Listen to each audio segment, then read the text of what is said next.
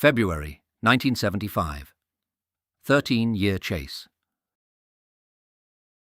February 1975 saw Margaret Thatcher beat Edward Heath for leadership of the British Conservative Party. A changing of the guard at the top end of British politics would see the Iron Lady not make many friends in Northern Ireland amongst the nationalist communities, particularly with quotes like, "Crime is crime is crime. It is not political," concerning the hunger strikes.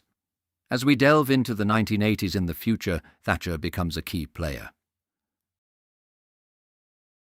Political developments in February 1975. The month began with a bizarre impromptu meeting at Stormont Castle.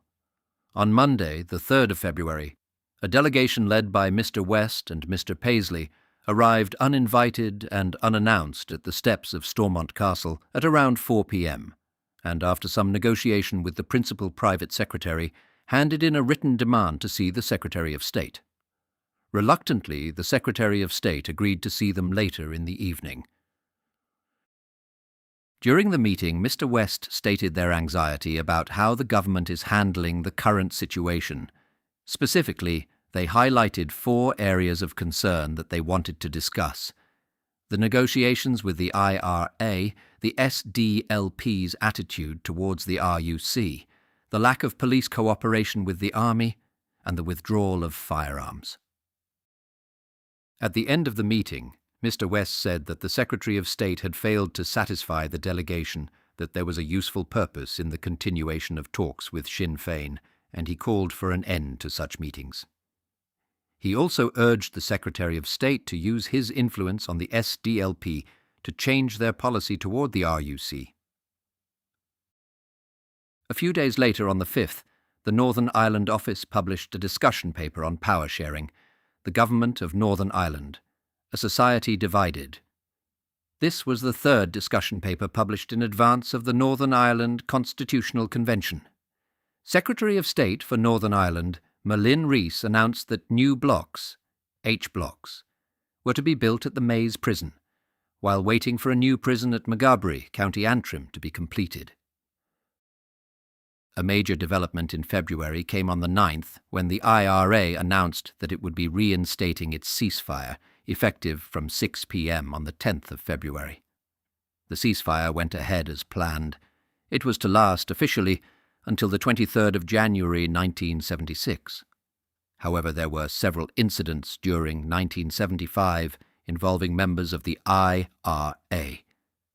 During the period of the ceasefire, the British government and the Northern Ireland Office denied that a deal had been made with the IRA.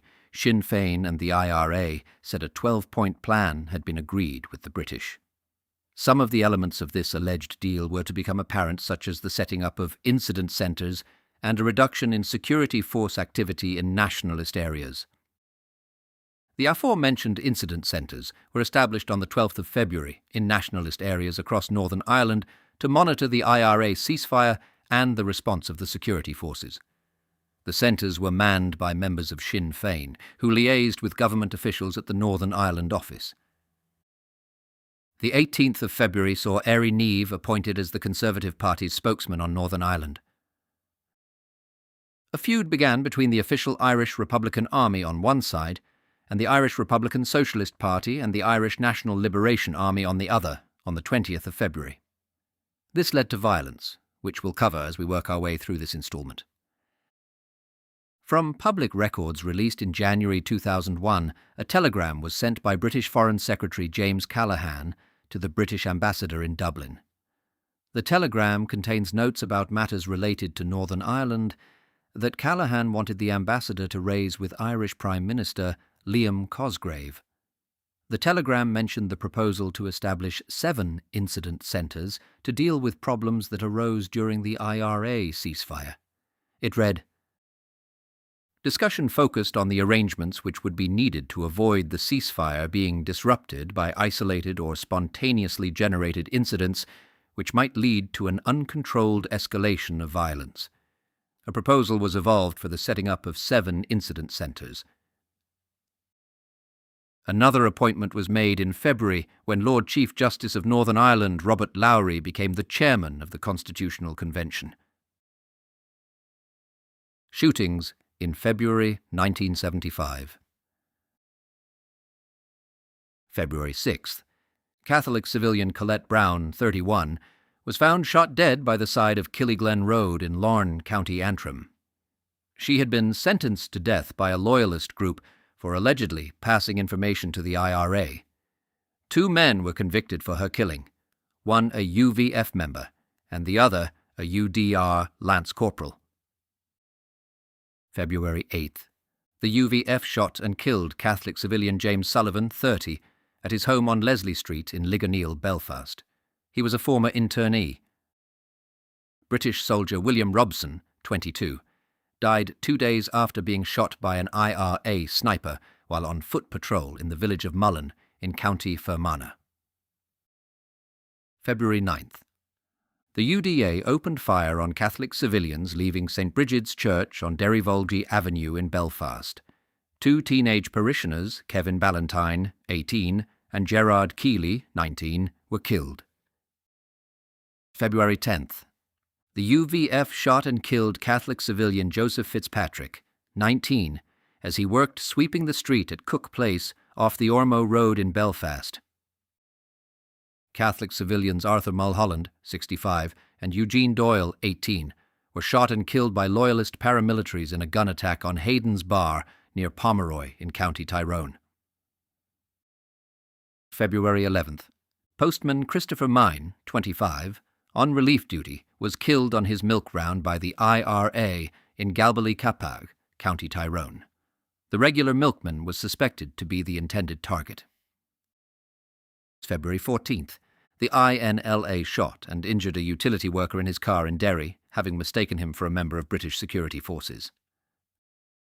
The UVF shot Catholic civilian Brendan Doherty, 23, on the Portrush Road in Coleraine, County Londonderry. He died 10 days later on the 24th of February.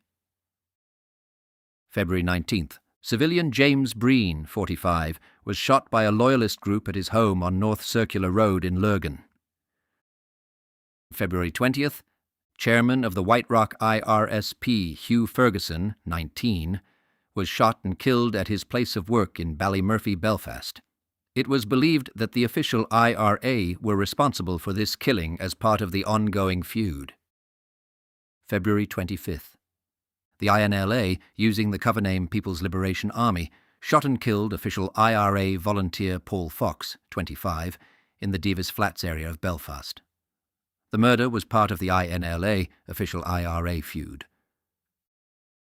The UDA shot and killed Catholic civilian David McConkey, 40, at his workplace, Fisher Metal Fabrications, on Boucher Road in Belfast. He was singled out and made to kneel before being shot in the head.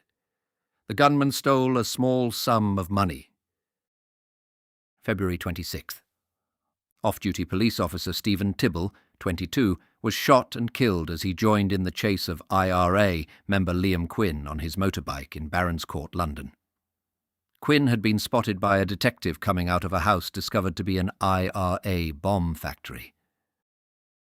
Quinn escaped to Dublin, where he was later arrested for assaulting a police officer. One of the plain-clothed officers who encountered him in the London incident identified him, but extradition from the Republic of Ireland to the United Kingdom was refused by the Irish courts. After serving a prison sentence in Ireland for IRA membership, Quinn, a U.S. citizen of Irish and Mexican descent, returned to San Francisco shortly after his release. Quinn was arrested in California by the Federal Bureau of Investigation in 1981, after the U.S. government approved an extradition request from British authorities. He then instigated a 7-year battle against extradition to the UK. Quinn was extradited to England in 1988 and was tried and found guilty of murder. He was sentenced to life imprisonment in February 1988 with a recommended minimum sentence of 30 years.